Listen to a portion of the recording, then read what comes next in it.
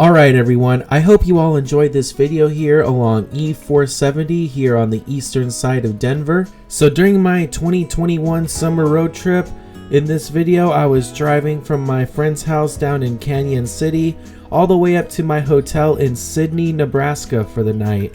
So this was my route that I took to bypass Denver because at the time that I was coming into Denver, I knew I was going to hit rush hour traffic, so I just figured I would take this road and film it.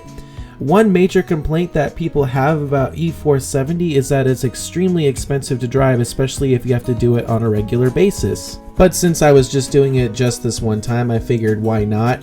And plus it was really cloudy, and believe it or not, don't let these clouds deceive you. It was really hot outside on this particular day. It was just under 100 degrees, which is pretty warm for Denver. Although it was in June near the summer solstice, so I guess it kind of makes sense since we're in the peak of summer here, but I just remember it being extremely hot in Denver when I was here in June of 2021. So E-470 is definitely not a route that a lot of people take, and it's pretty evidenced by the lack of traffic here, as you can see. And E-470 really doesn't pass through any major developments at all on its entire route. I guess which makes sense because it's considered a bypass around greater Denver, so it really doesn't make sense for it to pass through major developments or anything like that. But a lot of these houses and apartments that you see out here were only recently added in the last couple of years. A very important purpose that E-470 also serves is that it provides access to the Denver International Airport, which is one of the biggest international airports, at least in terms of size, in the world. I believe it's the second largest in the entire world in terms of area. And because E-470 provides access to the airport, E-470 actually enters the city limits of Denver for about 2 miles out here in really the middle of nowhere.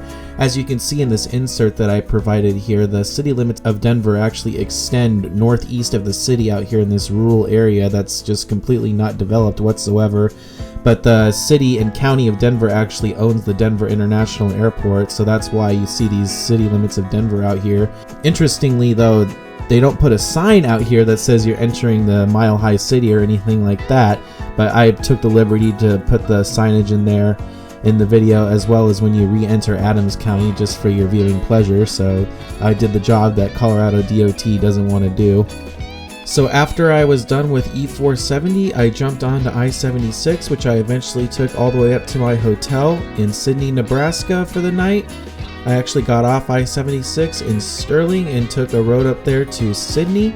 I have one more video coming from Colorado here in the 2022 season, and it's going to feature I-76 through Fort Morgan and the surrounding area.